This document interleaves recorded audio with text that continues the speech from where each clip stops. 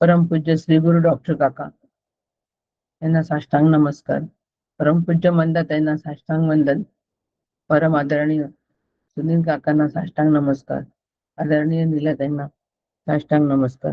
हे श्रोते आपल्याला सुद्धा साष्टांग वंदन करते.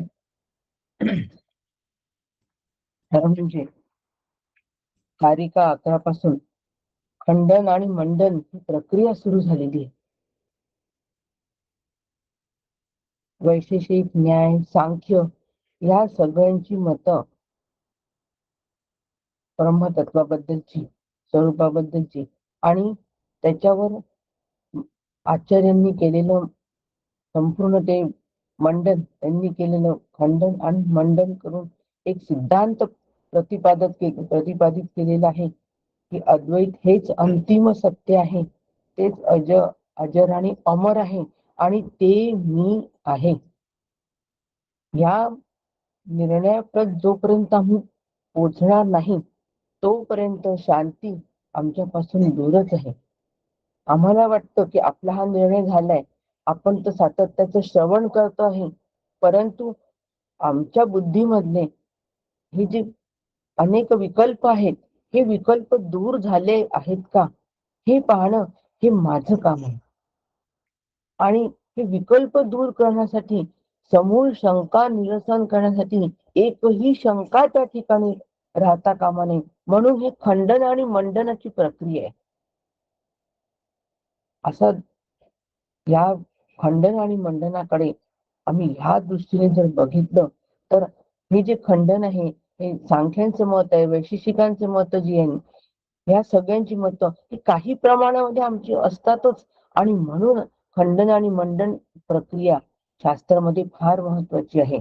म्हणून खंडन आणि मंडन पद्धतीने आम्हाला आचार्य समजून देत आहेत आणि ते ठसवून देत आहेत. सांख्य, वैशेषिक यांची परस्पर विरोधी मते आहेत.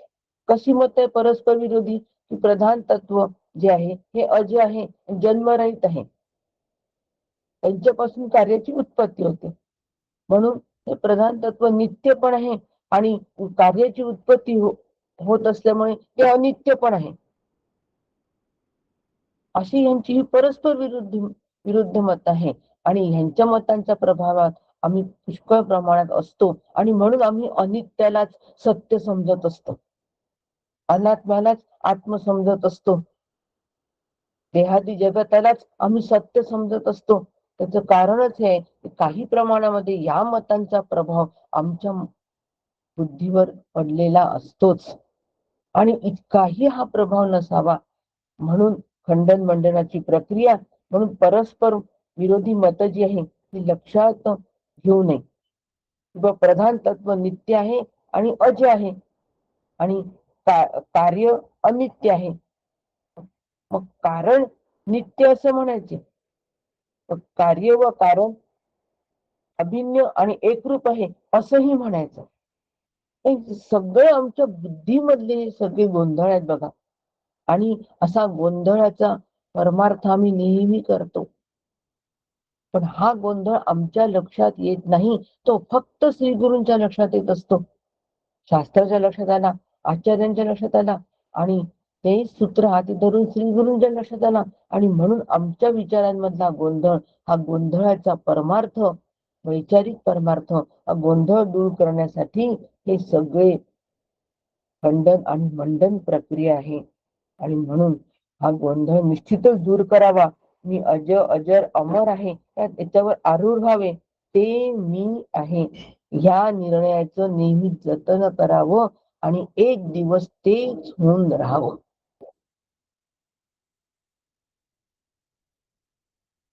ही प्रक्रिया जर आमच्याकडून होत असेल तर खंडन मंडन आम्हाला समजलं, नुसतं शाब्दिक समजून होणार नाही. आणि त्यासाठी अधिकारवाणीमधून सुनील काका सातत्याचा प्रयत्न करतात आहे, ते आपण सगळ्यांनी समजून घेऊ. रामकृष्ण.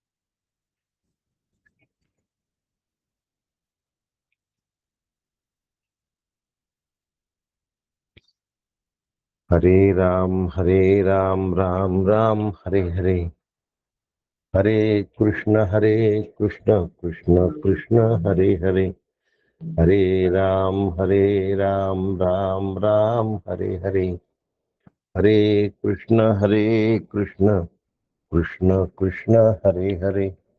सद्गुरुनाथ महाराज की जय. वंशी विभूषित करान्नवनीरदाभा, पीतांबराधरुण बिंब फलाधरुष्टा, पूर्णेंदु सुंदर मुखादरविंद नेत्रात्, कृष्णात् परम किमपि तत्त्वमहं न जाने. शंकरं शंकराचार्यः सद्गुरु सर्वसन्निभः, सर्वेषां शंकरः सन्तु सच्चिदानन्दरूपिणः. ज्ञानदं सद्गुरुं शान्तं अज्ञानारण्यदाहकम्, नमामि परमाचार्यं श्रीमच्छङ्करधारिणम्. सदाशिवसमारम्भां शङ्कराचार्यमध्यमाम्, अस्मदाचार्यपर्यन्तां वन्दे गुरुपरम्पराम्, वन्दे गुरुपरम्पराम्, वन्दे गुरुपरम्पराम्. सद्गुरुनाथ महाराज की जय. पूज्य सद्गुरु डॉक्टर श्रीकृष्ण दत्तात्रय देशमुख वाक्य डॉक्टर काका यांच्या श्रीचरणी साष्टांग वंदन करतो. परमपूज्य मंडाताई यांना साष्टांग प्रणिपात घालतो. आदरणीय नीलाताई दातार यांना नमन करतो व आपल्या सगळ्यांना वंदन करतो. आपण सगळे मिळून या अभ्यासाला प्रारंभ करूया. त्यासाठी शांती पाठ म्हणूया. कोण म्हणतात? मी म्हणते काका. हा. कानी सद्वचन ऐकावे, यज्ञकर्मी समर्थ व्हावे, नेत्री शुभची पहावे आम्ही सदा.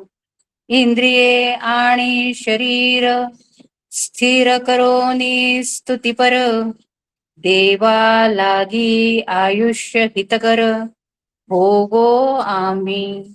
इंद्र महान कीर्तिवंत, पूषा अति ज्ञानवंत, चक्ररूप गरुड बलवंत, अरिष्टनाशो. जो चतुराननाचा पुत्र, बृहस्पती ज्ञानवंत, आमुसे कल्याण अनंत करो सदा. सद्गुरुनाथ महाराज की जय. नमस्कार करते काका. हो.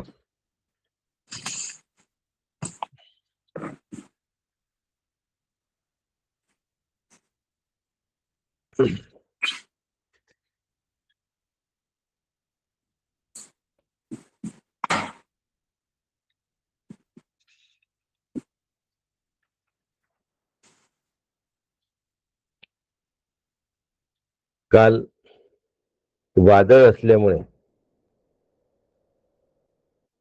पांढरकवडा या गावामध्ये वीज नव्हती. त्यामुळे काल अनेक लोकांना, आपल्याला माहिती आहे की आपले कार्यक्रम नेहमी पांढरकवड्यात अगदी छान पद्धतीने थाटात केले जातात, तेवढी संख्या असते. काल त्या लोकांना ऐकायला मिळालं नाही. बहुतांश भागामध्ये काल वीज नव्हती. काही भागात रात्री आली, पण अजून बऱ्याचशा भागात आलेली नाही. त्यामुळे त्या लोकांना काल आणि आज असं जॉईन होता आलेलं नाहीये आणि होता येत नाहीये. ह्याची कल्पना आल्यामुळे महत्वाचा भाग एवढ्या सगळ्या मंडळींना सोडून पुढे सांगायचा म्हणजे त्यांना त्याचं आकलन होणार नाही.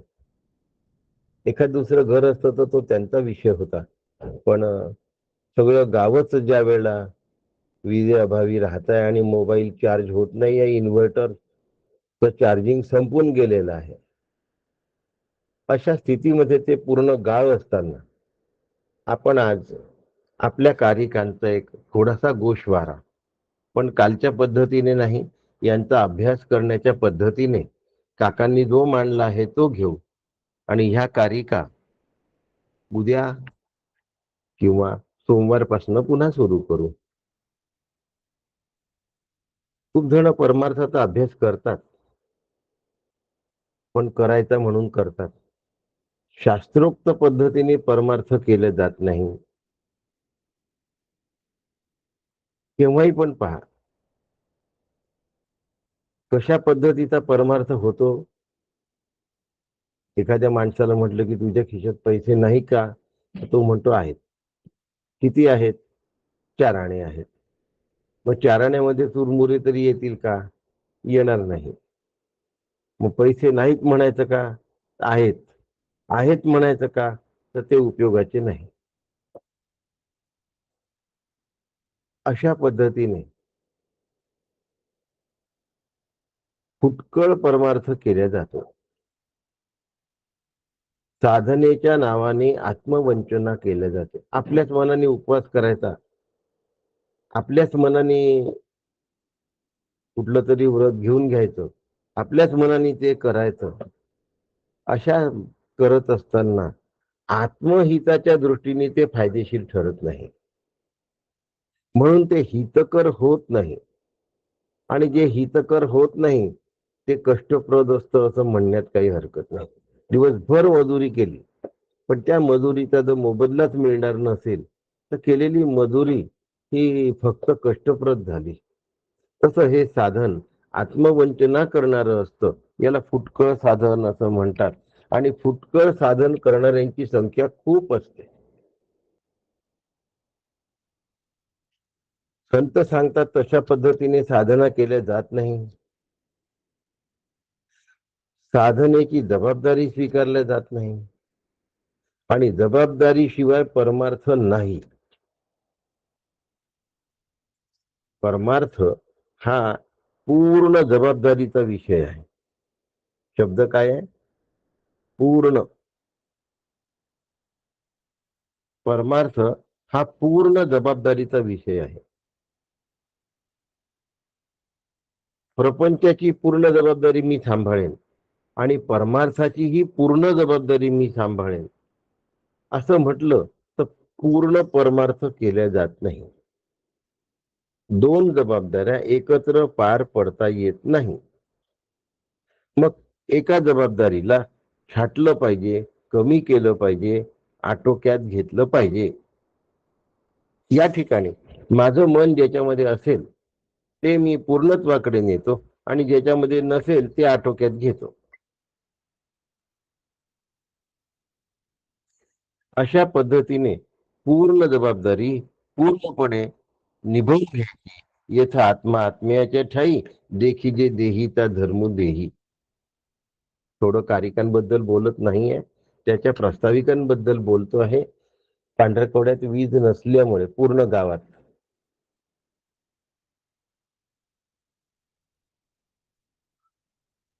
आपलं कसं असतं, आमचं पोट दुखतं, आमची काही तक्रार नाही राहत.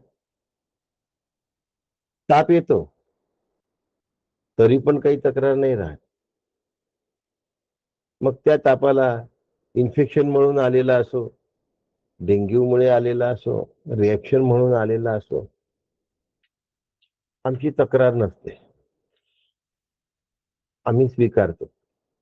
पण देहाला मरण येणार आहे म्हटलं की मग आम्ही स्वीकारत नाही. पोट दुखणार आहे म्हटलं, ताप येणार आहे म्हटलं, आम्ही हे डोकं दुखणार आहे म्हटलं आम्ही स्वीकारतो.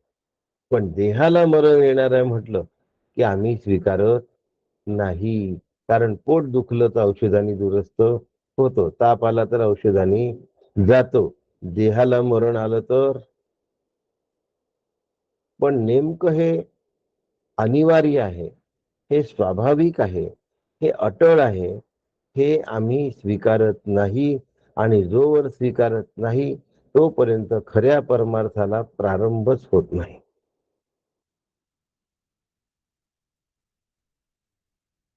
त्यामुळे देह जाण्याचं दुःख जाण्यापूर्वी करत असतो. देह गेल्यानंतर दुःख करण्याचा विषयच उरत नाही. आम्हाला नेहमी ईश्वराची कृपा, ईश्वराची कृपा, ईश्वराची मोठी अवकृपा जर कोणती असेल तर पुन्हा जन्म घेणे. ईश्वर शरीराच्या स्तरावर कार्य करत असतो. शरीर त्याच्या नियंत्रणाखाली असते. जीवनमुक्ताचं शरीर सुद्धा ईश्वराच्या नियंत्रणाखाली असतं. पण मी अजर आणि अमर असा आत्मा आहे असा निश्चय जीवनमुक्ताला झालेला असतो. आणि मग तो ब्रह्माच्या कक्षेत जाऊन पोचतो. मी आत्मरूप आहे, मी ब्रह्मरूप आहे, हे जीवनमुक्ताला कळल्यामुळे तो ईश्वराच्या कक्षेतून ब्रह्माच्या कक्षेत गेला असतो. आता एक वाक्य लिहून घ्या. ईश्वराच्या कक्षेतून ब्रह्माच्या कक्षेत जाणे याला साधना म्हणतात. साधनेचा पुष्कळ खेळ चालला असतो. सांगितलं ना, आपण जबाबदारीपूर्वक साधना करत नाही. आपली जबाबदारी आपल्याला ओळखायला येत नाही. म्हणून साधनेचे सगळे पैलू आम्ही लक्षात घेतले पाहिजे. एका बाजूनी ब्रह्म विकारी आहे म्हणायचं, एका बाजूनी ब्रह्म अविकारी आहे म्हणायचं. आणि मग अशा पद्धतीने काही करून परमार्थ होत नाही. जिथे उत्पत्ती आहे, जिथे स्थिती आहे, तिथे अजत्व आहे. आणि ते अजत्व माझ्या ठिकाणी आहे. कारण मी जन्माला आलेलो नाही, म्हणून मला उत्पत्तीही नाही, मला स्थितीही नाही, आणि मला मरण सुद्धा नाही. असं अजर आणि अमर स्वरूप मी आहे. म्हणून मी अकर्ता आहे. म्हणून अजातवाद काही झालेलंच नाही. मी जन्मलोच नाही तर मग काही होण्याचा प्रश्न कुठे उद्भवतो? कारण जर अज आहे तर कार्य कसं असलं पाहिजे? अजच असलं पाहिजे. आत्मा नावाचं तत्व आहे आणि ते आत्मा नावाचं तत्व मी आहे. ह्या पलीकडे काही बोलण्याचं कारण नाही. आता आत्मा नावाचं तत्व मी आहे असं बोलल्याने आत्मतत्व कळणार आहे का हो? आत्मा नावाचं तत्व मी आहे असं बोलण्याने आत्मतत्व कळणार आहे काय? ह्याचं उत्तर नाही असं आहे. म्हणून शरीर जात असताना जो रडतो त्यांनी अभ्यास केलेला नाही.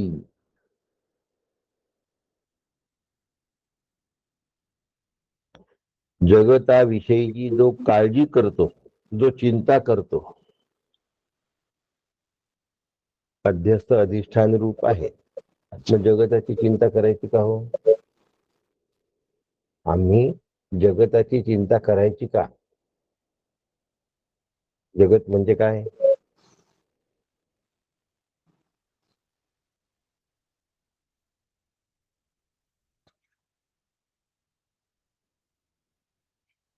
काका मला अजत्व म्हणजे काय ते कळलं नाही.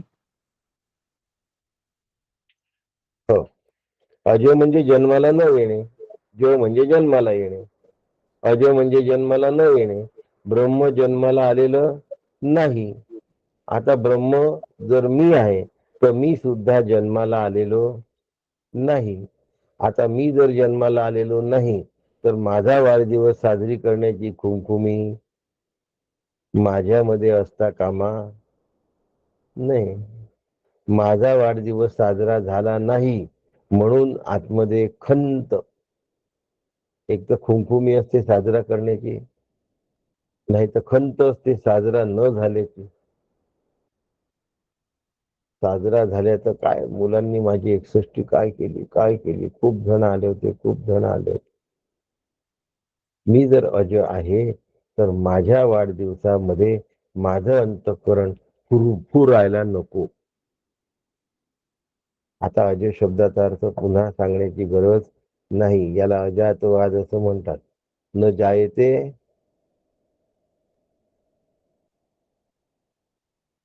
दुसरं वाक्य, न जायते म्हटल्यावर किती किती जणांना कळलं काय माहित. न जायते म्रियते वा कदाचित म्रियते वा कदाचित्. भविता भावा. नायं भूत्वा भविता वा न भूयः अजो नित्य शाश्वतोऽयं पुराण न पुराण आहे. हन्यते हन्यमाने शरीरे. म्हणून मी न जायते, मी जन्माला आलेलो नाही. नाहीतर मग श्लोक पाठ आणि अर्थ न जायतेचा अर्थ आम्हाला माहिती आहे. न जायतेचा अर्थ नाही करायचा आपल्याला. मी जन्माला आलेलो नाही हे सांगण्यासाठी भगवतांनी ते सांगितलं. दुसरं वाक्य सांगतो, भगवत पूज्यपाद श्रीमद गौडपादाचार्यांचं, न कश्चित जायते जीवो संभवोस्य न विद्यते एतत् तदुत्तमं सत्यम. एवढं एकच सत्य आहे. यत्र किंचित न जायते, एवढं सुद्धा जन्माला आलेलं नाही. मी जन्माला आलेलो नाही, अंश मात्रांनी सुद्धा जन्माला आलेलो नाही.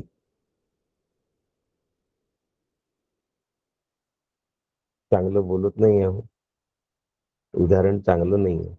फोटो लावला असतो भिंतीवर, लिहिलं असतं जन्म अमुक अमुक, मरण अमुक अमुक.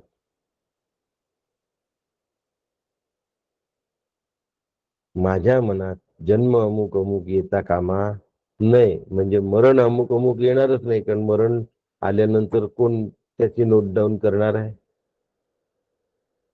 मी जन्माला आलेलो नाही हे ज्यांनी नोट डाऊन करून ठेवलेलं आहे, त्याला मरणाची तारीख बघण्याची गरज नाही. असा वेदांत कष्टदायक वाटला, आता काय करायचं. वेदांतात विचार आहे, विचाराशिवाय वेदांत नाही. म्हणून शास्त्र शुद्ध चिंतन असलं पाहिजे, संतांच्या सांगण्याप्रमाणे चिंतन असलं पाहिजे. असं जर असलं तर परमार्थ बरोबर होतो, नाहीतर फुटकळ परमार्थ होतो.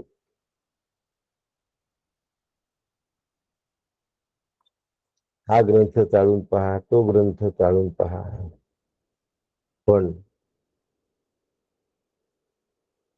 ग्रंथांच्या वाटेला जाण्यापेक्षा ग्रंथांचा उपयोग करून घ्यायचा. आपली वाट संतांच्या सांगण्याप्रमाणे आणि ग्रंथांच्या सांगण्याप्रमाणे करायची, म्हणजे जमतं. कारण ज्यातून निघणारे फवारे जरी अनेक असले तरी पाणी एकच आहे. म्हणून संत वाङ्मयाची मांडणी अनेक प्रकारे केली असली तरी त्याच्या आतमधलं शास्त्र एक आहे एवढं लक्षात ठेवायचं. रामदास स्वामी वेगळ्या भाषेत मांडतील, ज्ञानेश्वर महाराज आपल्या शैलीत मांडतील, नाथ महाराज त्यांच्या शैलीत मांडतील, तुकोबा आपल्या शैलीत मांडतील, भगवान श्री गोपाल कृष्ण आपल्या शैलीत मांडतील, उपनिषदकार आपल्या आपल्या शैलीत मांडतील. 10 उपनिषद 10 पद्धतीने मांडणी केली आहे, पण एकच आत्मतत्व सांगितलं, हे विसरू नका. कारण ज्याचे फवारे जरी किती असले, काय म्हणतात त्याला, फवारेच म्हणतात, परंतु त्याच्यामधलं पाणी मात्र एकच आहे. ओवी असली तरीही शास्त्र तेच, अभंग असला तरीही शास्त्र तेच, श्लोक असला तरीही शास्त्र तेच, मंत्र असला तरीही शास्त्र तेच. घडा घडा घडा म्हणून टाकलं की संपलं काम. सध्या विष्णू सहस्त्रनाम म्हणण्याचं काय चालू झालंय, पुरुषोत्तम मास आहे ना.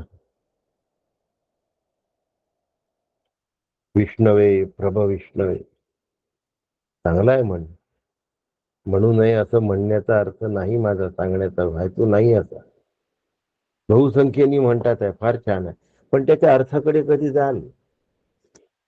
म्हणणं झालंय ना, हरकत नाही, महिनाभर म्हणणं करा, पण महिना झाल्यानंतर पुढला पुरुषोत्तम मास येईपर्यंत 3 वर्ष आहेत, त्याचा शास्त्रशुद्ध अभ्यास करा आणि त्याचा जीवनामध्ये काय करा, आठवा. त्या अभ्यासाचं रूपांतर जीवनात झालं पाहिजे पुढला पुरुषोत्तम मास येईपर्यंत. पण आमचं काय असतं, उद्यापन,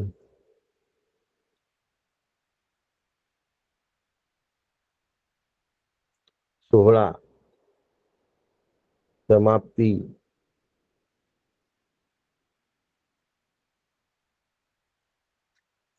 जाऊ द्या.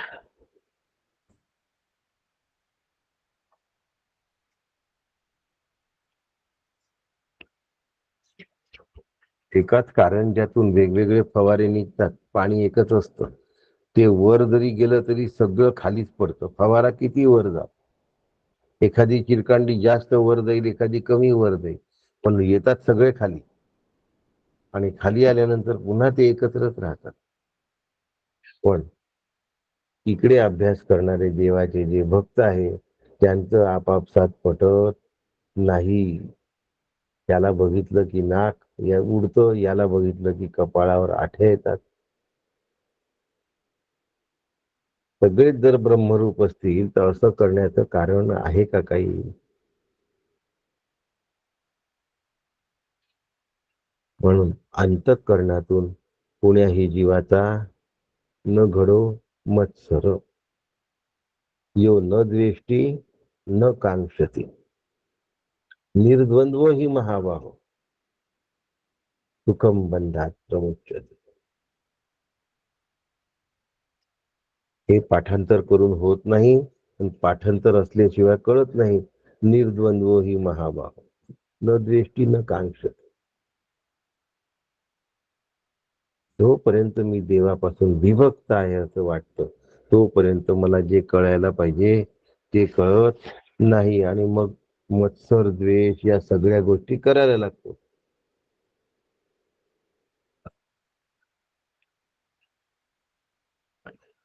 मांडणीत विस्कळीतपणा असेल तर ती मांडणी कुठेच घेऊन जात नाही. म्हणून नेहमी मांडणी शास्त्रशुद्ध असावी, शास्त्राच्या पद्धतीनेच असावी, आणि म्हणजे ती निर्दोष होते.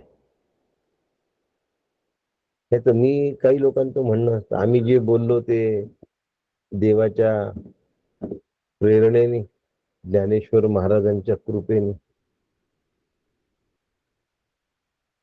काका म्हणतात, मुरगुडला एक वक्ता बोलला, असता व्यस्त बोलला, वाटेल तसं बोलला, आणि म्हणतो ज्ञानेश्वर महाराजांच्या प्रेरणेने बोललो. अरे, ज्ञानेश्वर महाराजांच्या प्रेरणेने रेडा सुद्धा वेद बोलला. तुझी जर रेडा एवढी बोलण्याची पद्धत नसेल तर तुला कोणतं नाव द्यायचं? असं काहीतरी होऊन जातं, आणि मग चालत असलेला फुटकळ परमार्थ मिरवल्याशिवाय आम्हाला चैन पडत नाही. मजाच मजा आहे. अशा पद्धतीने असो आपल्याला अजातवाद सिद्ध करायचा आहे, अजातवाद अभ्यास करायचा आहे, आणि मायावाद स्वीकारायचा आहे. हे लक्षात ठेवा. अजातवादाचा अभ्यास आहे, स्वीकारता येत नाही अजातवाद. अजातवाद फक्त अनुभवता आहे, मात्र मायावाद आम्हाला स्वीकारता येत. मायावाद सर्व सैव्य आहे, सगळ्यांना सेवन करू सगळेजण सेवन करू शकतील असा मायावाद आहे. अजातवाद फक्त संत अनुभवू शकतात. अजातवाद सांगता येत नसतो. न जायते म्रियते वा कदाचित, न जायते मांडुक्याचं कोणतं, यत्र किंचिन न जायते.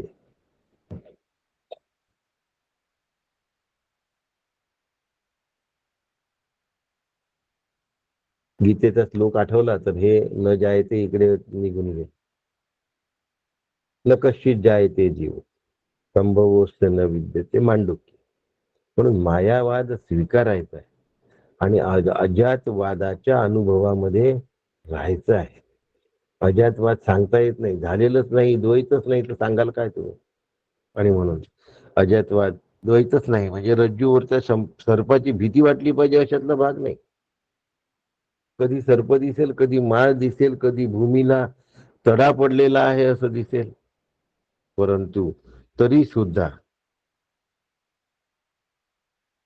मायावाद तिथनं बाजूला होत नाही. म्हणून अजातवादाचा प्रचारक आहे असं म्हटलं तर ज्याचा मी प्रचार करतो ते मला सांगावं लागेल.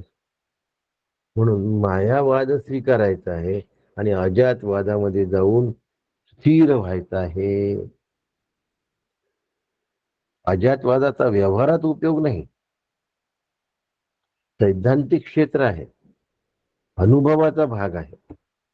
पण मला जर भूमिकेत राहायचं असेल तर मग मायावादाच्या भूमिकेत राहायचं आणि जीव नावाची गोष्ट अस्तित्वातच आली नाही, न कशी जाय ते जीव असं म्हणायचं. अगा जे झालेचे नाही त्याची वार्ता पुसीचो काही. अशा पद्धतीने ज्या वेळेला आम्ही विचार करू त्यावेळेला आम्हाला बरोबर वाटचाल करता येणार आहे. अहमस्मी तदाभामी कदाचिन्नाहम प्रिया ब्रह्मेवाहमता सिद्धम सच्चिदानंद लक्षणम अद्वैत मकरंद. अशा पद्धतीने दृष्टांत अजातवादावर येऊन पोचतो.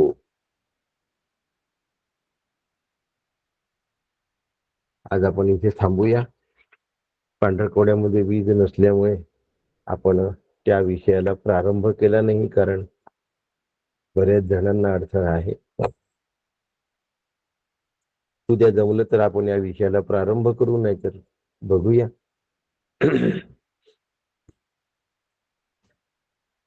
आज इथे थांबूया. रामकृष्ण हरी. रामकृष्ण हरी डॉक्टर साहेब. रामकृष्ण हरी.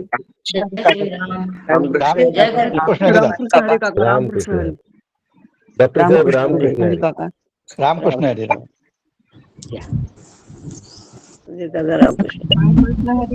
रामकृष्ण हरी. नमस्कार काका. रामकृष्ण हरी. गंगेवरची रामकृष्ण हरी. रामकृष्ण राम हरी.